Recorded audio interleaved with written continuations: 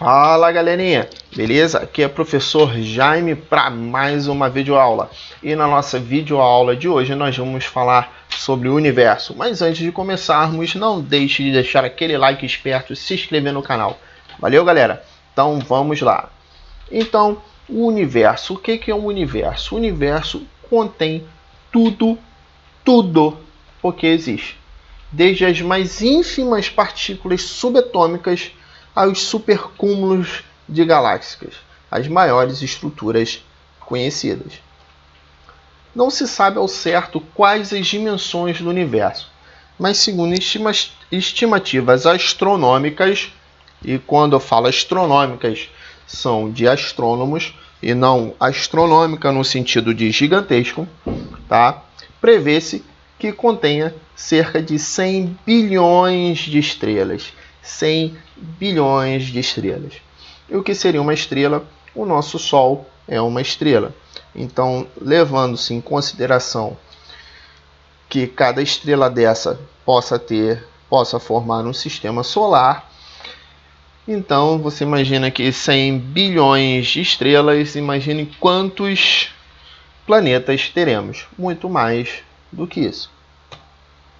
Atualmente, a teoria mais aceita acerca da origem do universo é a teoria do Big Bang, segundo o qual o universo teria surgido há cerca de 10 a 20 bilhões de anos, após uma gigantesca explosão, que foi chamado de Big Bang, que significa grande explosão.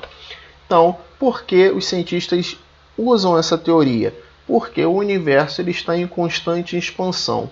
Então, os corpos do universo estão constantemente se separando. Se eles estão se separando, significa que em algum momento eles estiveram juntos. Atualmente, decorrido alguns bilhões de anos, o universo continua em expansão. Os astrônomos ainda têm dúvidas quanto à natureza do universo, não sabendo se ele é fechado, o que significa que eventualmente deixará de se expandir e começará a contrair-se, ou se pelo contrário ele é aberto, o que significa que continuará a expandir-se eternamente. Então ainda não se sabe, o universo é grande demais para poder ser explorado. Não existe nenhuma tecnologia para explorar todo esse espaço.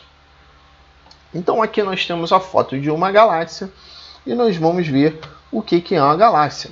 Uma galáxia é formada por um elevado número de estrelas, nebulosas gasosas e uma imensa quantidade de matéria interestelar. Então aqui nós temos um exemplo de uma galáxia, tá? Uma galáxia no formato espiral, tá? E as galáxias mais pequenas possuem cerca de 100 mil estrelas, enquanto as maiores dimensões podem conter até 3 bilhões de estrelas. Isso tudo em uma única galáxia.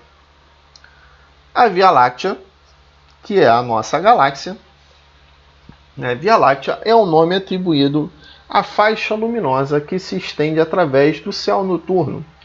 Essa luz vem de estrelas e nebulosas na nossa galáxia, conhecida como Galáxia da Via Láctea, ou simplesmente por galáxia. Então, sempre quando as pessoas pensam em galáxia, tá?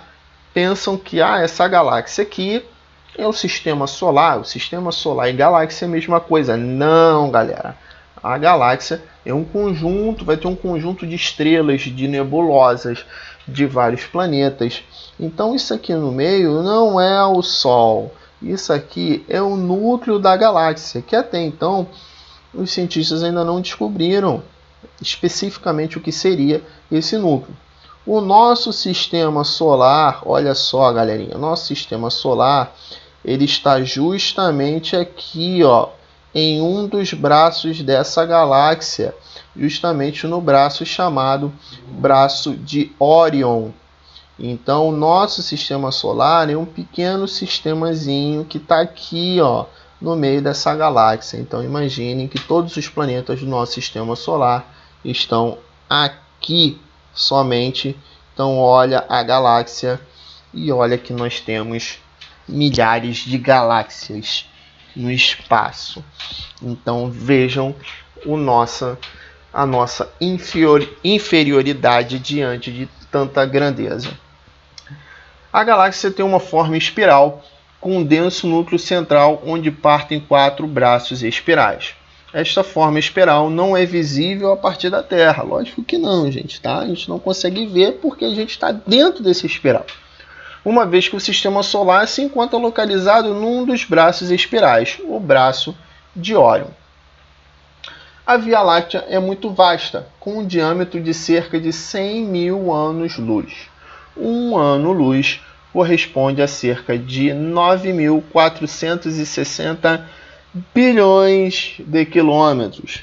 Então, galera, um ano-luz, tá? Um ano-luz representa a quantidade de espaço em que a luz percorre em um ano. A luz, em um segundo, percorre cerca de 300 mil quilômetros. Então, você vai multiplicando e vendo quanto que vai em um ano, tá?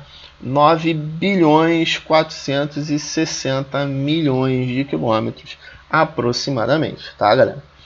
Se compararmos as dimensões da galáxia com as do sistema solar, este parece-nos pequeno, uma vez que seu diâmetro é de apenas 12 horas-luz, que dá cerca de 13 bilhões de quilômetros. Então, o nosso sistema solar ele tem cerca de 12 horas-luz. Então, o negócio é muito extenso, muito vasto, mas é assim mesmo. Olha lá, a Via Láctea, o tamanho da Via Láctea em relação ao tamanho do nosso sistema solar é muito grande. Então, a Via Láctea encontra-se em rotação no espaço, então ela está girando.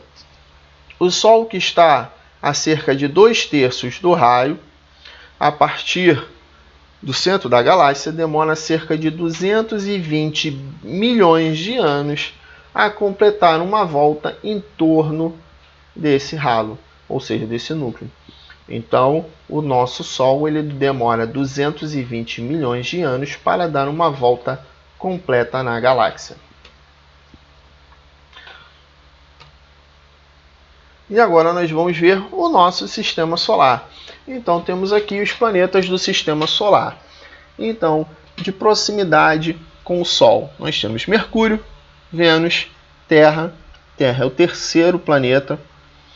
Logo depois da Terra, nós temos Marte, Júpiter, Saturno, Urano e Netuno. O maior deles, é lógico, é o gigantão do Júpiter. Antigamente tinha Plutão, mas Plutão, por não possuir algumas características de planeta, foi considerado um planeta anão e retirado dessa classificação de planetas do sistema solar. Então, o nosso sistema solar é constituído por uma estrela, o Sol, e por planetas principais: Mercúrio, Vênus, Terra, Marte, Júpiter, Saturno, Urano e Netuno.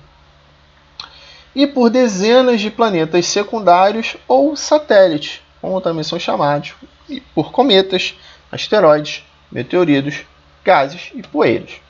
Então, aqui nós temos os principais satélites artificiais dos planetas, ou melhor, as principais luas, como nós podemos chamar.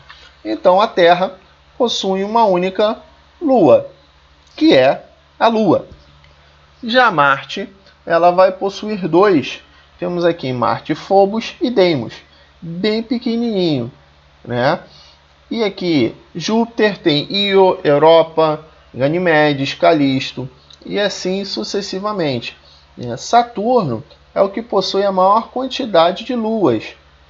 Então vê que a lua de Saturno, a Titã, é maior do que a nossa lua, né? Então você vê que cada uma tem o seu satélite. Io, né, ela tem até uma característica aqui parecendo ter água. Europa também, é uma característica meio azulada, mas provavelmente não é água, e também, se for, é muito longe para poder chegar lá. Temos aqui Urano, Netuno, Plutão, né, ele tem aqui uma luazinha que é chamado de Caronte. E aqui nós temos diferença entre os planetas, tá? Então nós temos aqui os planetas telúricos e os planetas gigantes. E aqui nós temos qual é a formação deles. Então, basicamente, os planetas telúricos, eles são rochosos, e os gigantes, os maiores, são planetas gasosos. Então, os telúricos eles vão ter silicatos, ferro e níquel. E Marte, que possui enxofre. Já os planetas gigantes, que são gasosos, eles vão ter principalmente hidrogênio e hélio. Então aqui, ó, telúricos são essencialmente constituídos por materiais sólidos. Provavelmente tem um núcleo metálico. Tem um diâmetro inferior ou próximo do diâmetro da Terra. Atmosferas, quando existem, são pouco extensas relativamente às dimensões dos respectivos planetas. Os movimentos de rotação que descrevem são lentos e possuem poucos satélites ou mesmo nenhum satélite. Já os gigantes possuem diâmetro bastante superior ao dos planetas telúricos, têm baixa densidade por serem gasosos, são essencialmente formados por gases, possuem um pequeno núcleo, movem-se com a maior velocidade e têm, na generalidade, inúmeros satélites. E é isso aí. Então nós vamos ficando por aqui hoje. Não deixe de deixar aquele like esperto e até a próxima. Valeu, galera. Fui!